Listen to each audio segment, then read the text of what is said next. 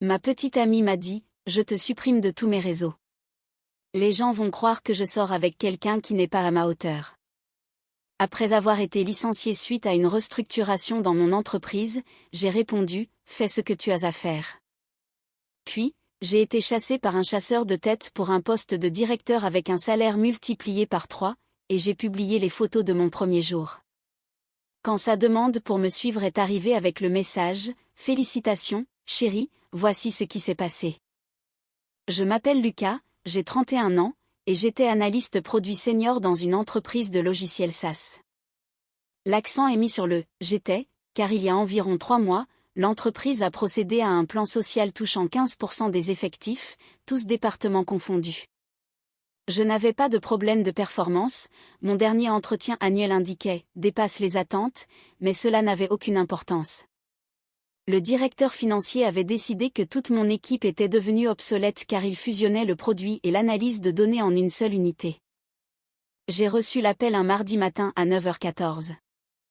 À 9h30, mon accès à mon ordinateur portable était révoqué, et j'étais en visio avec les RH pour passer en revue mon indemnité de départ.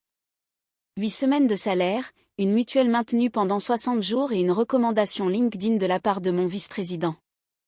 Propre, professionnel, et totalement impersonnel. J'étais secoué, mais pas détruit. Les licenciements sont des décisions économiques, je le savais intellectuellement. Émotionnellement, c'était quand même comme recevoir un coup en plein plexus. Mais j'avais des économies, environ 4 mois de marge, et mes compétences étaient recherchées. J'ai mis mon CV à jour l'après-midi même.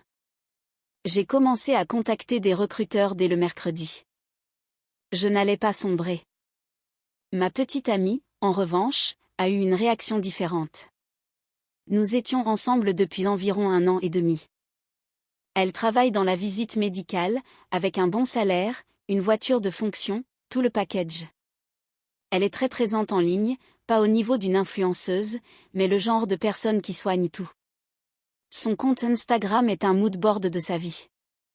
Dîner parfaitement dressé, photos de ses tenues du jour, moments forts de ses vacances, et notre relation faisait partie de cette image de marque.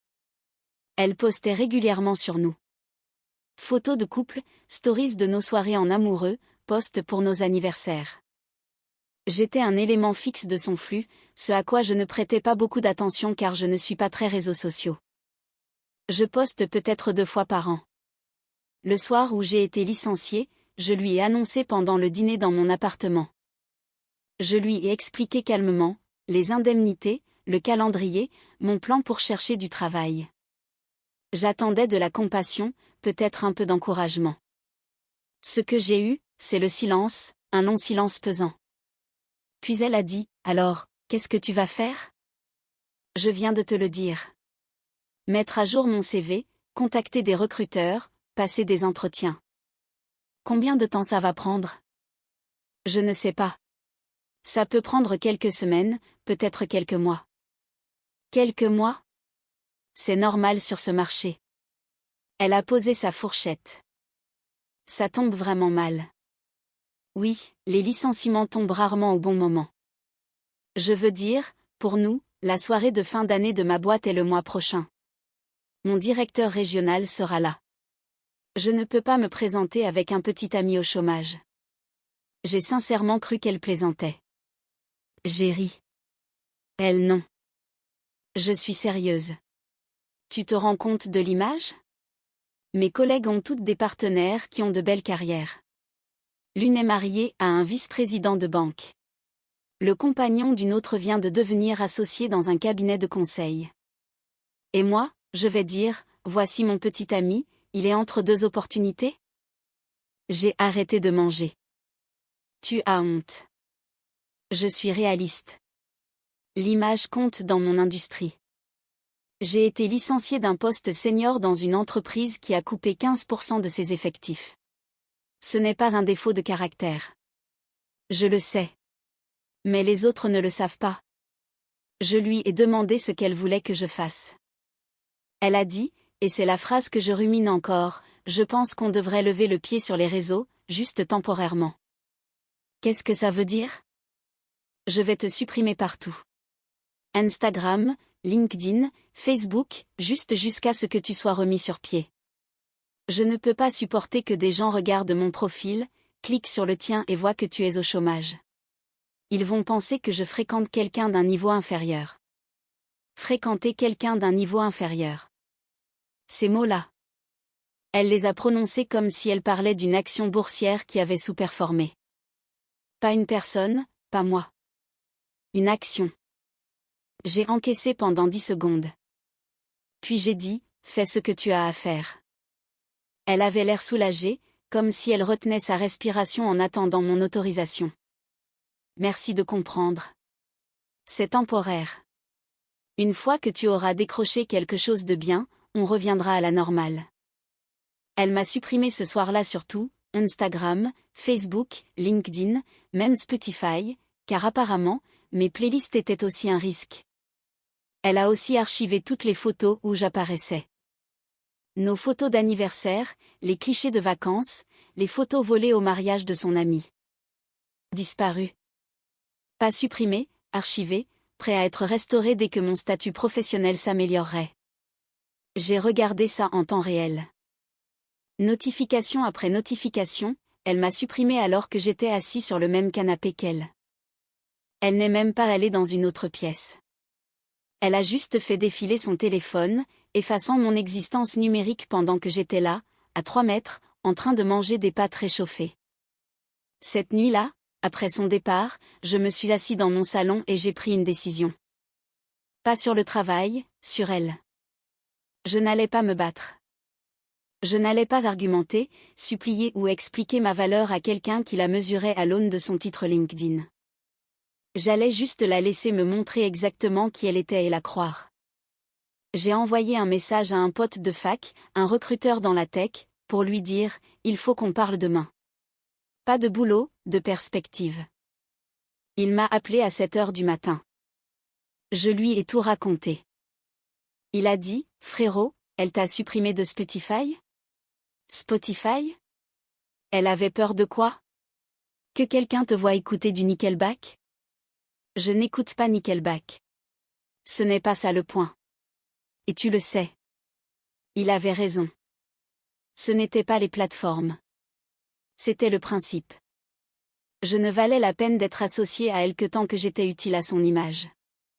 Dès que je suis devenu encombrant, j'ai été archivé comme une décoration saisonnière. Mise à jour 1. 2 semaines après le licenciement, alors que j'étais en plein dans la course aux entretiens, à ajuster mes CV et à préparer les tests techniques, quelque chose d'inattendu est arrivé. Une recruteuse à qui je n'avais jamais parlé m'a contacté sur LinkedIn. Pas un message générique, un vrai message. Elle disait qu'elle avait eu mon contact par mon ancien vice-président, celui qui m'avait fait la recommandation. Elle cherchait un directeur de l'analyse produit pour une scale-up dans la santé qui se développait très vite. Le poste était 2 niveaux au-dessus de mon ancienne position. J'ai regardé la fiche de poste. C'était ambitieux, mais pas déraisonnable. J'avais l'expérience. J'avais les compétences. Je n'avais juste pas pensé viser si haut parce que je me focalisais sur des postes équivalents. La recruteuse a dit, votre ancien VP a dit que vous étiez le premier qu'il recommandait. Il a dit que vous étiez le meilleur analyste qu'il ait jamais managé. J'ai pris l'entretien. Puis le deuxième, puis un entretien avec le comité de direction. Le processus a pris 3 semaines. Ils allaient vite car ils avaient besoin de quelqu'un immédiatement. Pendant ce temps, ma petite amie et moi étions techniquement toujours ensemble, mais la relation avait changé. Elle m'envoyait un SMS par jour, des trucs superficiels. Ça avance la recherche ? Des pistes ? Elle n'a jamais demandé comment je me sentais. Jamais demandé si j'avais besoin de quelque chose. Ces questions n'étaient que des suivis de statut, comme si elle suivait un colis. Elle a aussi précisé que la soirée de fin d'année était une date butoir. Environ 1 semaine avant, elle a écrit « Alors, des nouvelles ? La soirée est samedi et j'ai besoin de savoir quoi dire aux gens. » J'ai dit « Je suis toujours en entretien. » Elle a répondu « Tu peux au moins dire que tu fais du consulting en indépendant ? Ça sonne mieux que chômeur. » J'ai dit « Je ne vais pas mentir sur ma situation. Elle a répondu, ce n'est pas mentir, c'est du cadrage. C'est mentir avec un meilleur marketing. Elle est allée à la soirée seule, a dit aux gens que je ne pouvais pas venir à cause d'un engagement préalable. Elle a posté des stories, elle dans sa robe noire, cocktail à la main, posant avec ses collègues. Aucune mention de moi, aucune trace. J'avais été totalement effacée du récit. 2 jours après la soirée, j'ai eu l'offre. Directeur de l'analyse produit, salaire fixe de 185 000 €, un package en actions en plus, avantages complets, télétravail avec des séminaires d'équipe trimestriels, date de début dans 3 semaines. Mon précédent salaire était de 78 000. C'était plus que le double, presque le triple avec les actions. Je suis resté assis dans mon salon à fixer la lettre d'offre pendant 15 bonnes minutes. Puis j'ai appelé mon pote de fac. Il a crié si fort que j'ai dû éloigner le téléphone. Il a dit, tu dois fêter ça. Tu dois poster. Tu dois le faire savoir. J'ai dit, je ne suis pas du genre à poster. Il a dit, aujourd'hui, tu le es. J'ai accepté l'offre. Le jour de mon premier jour, un lundi, 3 semaines plus tard, j'ai mis un nouveau blazer que j'avais acheté pour l'occasion. J'ai pris une photo de mon bureau à domicile avec l'ordinateur de l'entreprise et un mug, et je l'ai posté sur LinkedIn. Une légende simple, très heureux de rejoindre nom de l'entreprise en tant que directeur de l'analyse produit. Reconnaissant pour le parcours qui m'a mené ici, y compris les détours. Mon ancien VP a commenté, ils ont de la chance de t'avoir. Mes anciens collègues ont aimé le poste. Quelques recruteurs m'ont félicité. C'était un beau moment. Puis j'ai posté une version sur Instagram. Même photo, légende plus courte. Un truc du genre, nouveau chapitre, énergie de directeur, boisson chaude. En 2 heures, j'avais une demande d'abonnement d'elle, la même petite amie qui m'avait supprimé cette semaine plus tôt parce qu'elle avait peur que les gens croient qu'elle sortait avec quelqu'un qui n'était pas à sa hauteur. La demande était accompagnée d'un message privé. OMG, félicitations, chérie. Je suis tellement fière de toi. Je peux passer ce soir? On doit fêter ça. 3 points d'exclamation, 3 émojis de fête, et le mot « on », comme si elle avait fait partie de cette réussite. J'ai fixé ce message pendant longtemps. Puis j'ai refusé la demande d'abonnement. Je ne l'ai pas bloqué. Je n'ai pas envoyé de message méchant. J'ai juste cliqué sur refuser et j'ai posé mon téléphone. Elle m'a écrit 20 minutes plus tard, « Hey, ma demande n'est pas passée ?» Instagram bug en ce moment. J'ai répondu, « Elle est passée. » Je l'ai refusée. Attends, quoi? Pourquoi? Parce qu'il y a 7 semaines, tu m'as supprimé parce que tu avais honte d'être associé à moi. Tu as archivé toutes nos photos. Tu m'as dit que tu avais peur que les gens pensent que tu sortais avec quelqu'un d'inférieur. Tu es allé à ta soirée seule et tu as dit aux gens que j'avais un empêchement. Tu voulais prendre tes distances quand j'étais au plus bas. Tu n'as pas le droit de réduire cette distance maintenant que je suis au plus haut.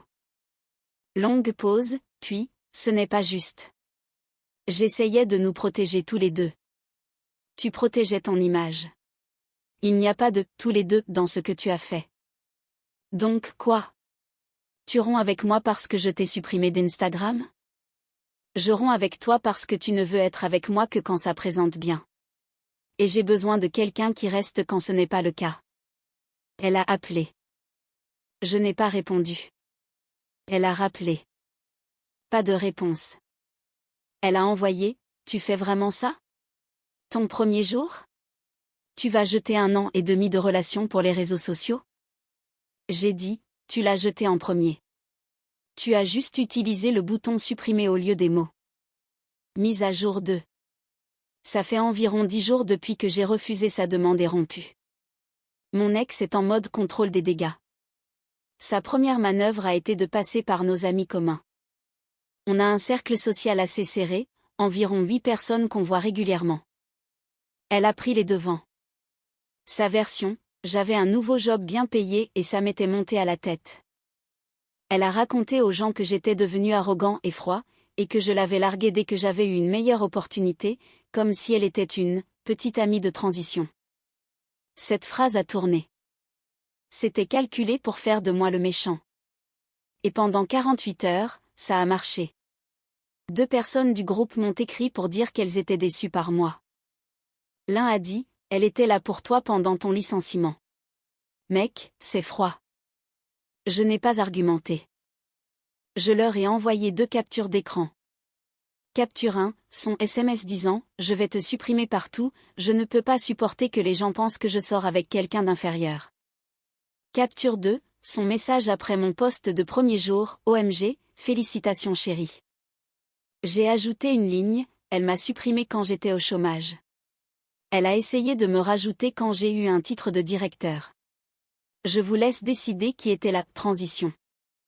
Les 2 sont restés silencieux pendant une journée. Puis l'une d'entre elles, une amie depuis la fac, a répondu « Je suis désolée ». Elle nous a raconté une histoire complètement différente. J'aurais dû te demander avant. L'autre n'a jamais répondu directement, mais a arrêté de liker les posts de mon ex, ce qui, dans l'économie des réseaux sociaux de notre groupe, équivaut à une déclaration publique. Sa deuxième manœuvre a été plus créative. Elle a commencé à poster des photos, souvenirs, de nous, pas des récentes. Elle n'en avait plus, puisqu'elle avait tout archivé. Elle a fouillé dans sa pellicule pour ressortir de vieilles photos de couple, dîner, vacances. Elle les a postées en stories Instagram avec des légendes comme « nostalgique » et « certains ne savent pas ce qu'ils ont avant de l'avoir perdu ». Elle jouait la carte du chagrin d'amour devant un public, en utilisant des photos de la même relation dont elle avait eu honte 2 mois plus tôt. Le plus ironique, elle avait archivé ces photos quand elle m'avait supprimé. Elles étaient trop embarrassantes pour rester publiques quand j'étais au chômage, mais maintenant, elles étaient utiles pour son récit de « petite amie au cœur brisé ». Même photo, utilité différente. J'aurais été impressionnée par la stratégie si elle n'avait pas été dirigée contre moi.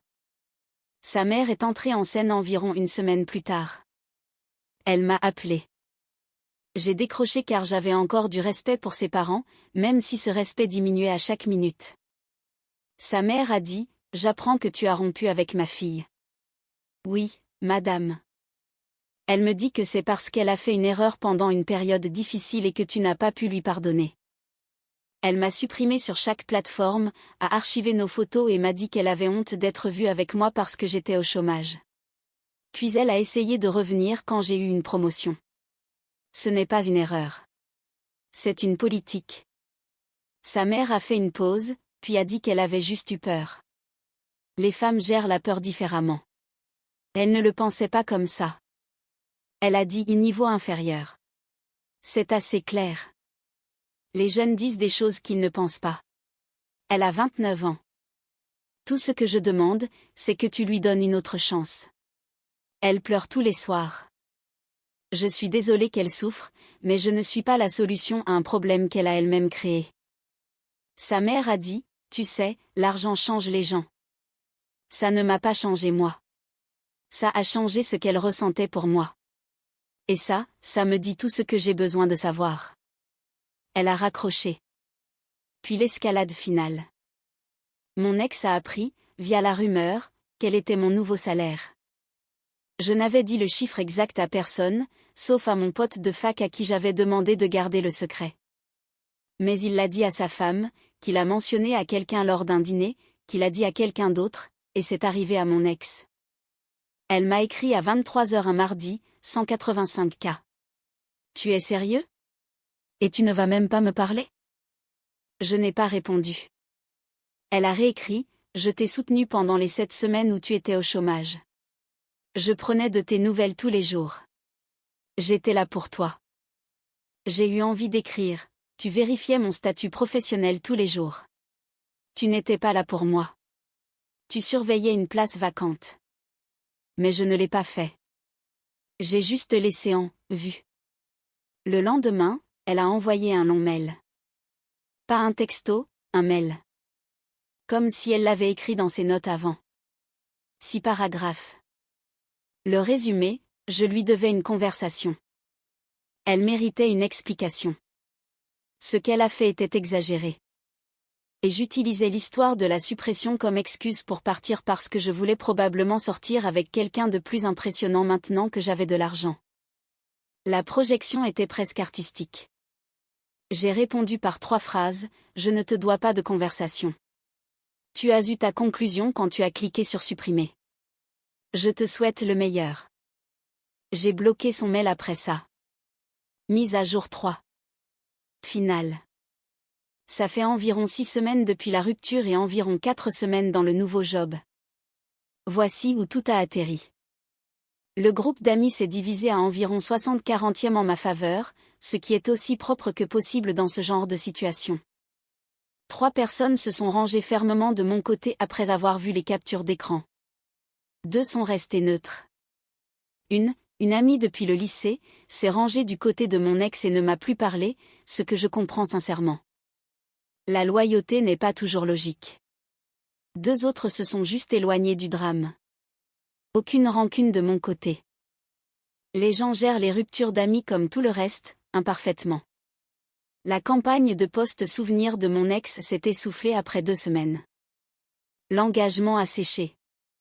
Une fois que les amis communs qui connaissaient la vraie histoire ont arrêté d'interagir avec son contenu, elle a fini par supprimer les posts, pas archivés cette fois, supprimés. Elle a aussi changé sa bio Instagram. Avant, ça parlait de « vivre ma meilleure vie avec ma personne préférée ». Après, c'est devenu « la guérison n'est pas linéaire ». La dernière fois qu'on m'en a parlé, elle a encore changé pour un truc sur « savoir quelle est sa propre valeur ». L'ironie est presque trop évidente. Le job dans la visite médicale dont elle était si fière? Celui avec les collègues devant qui elle ne voulait pas que je l'embarrasse? Apparemment, ils ont eu leur propre restructuration il y a 2 semaines. Elle n'a pas été licenciée, mais son territoire a été réduit et son système de commission a changé. Un ami commun m'a dit qu'elle était très stressée et qu'elle avait dit à quelqu'un « Je n'arrive pas à croire que ça m'arrive ». Au moins, quand c'est arrivé à lui, il m'avait, moi.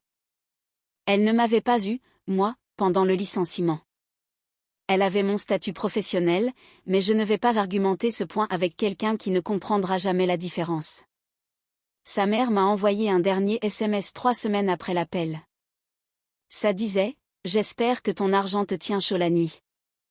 Je n'ai pas répondu. J'ai fait une capture d'écran et je l'ai envoyée à mon pote de fac. Il a dit « Encadre ça. C'est de l'art.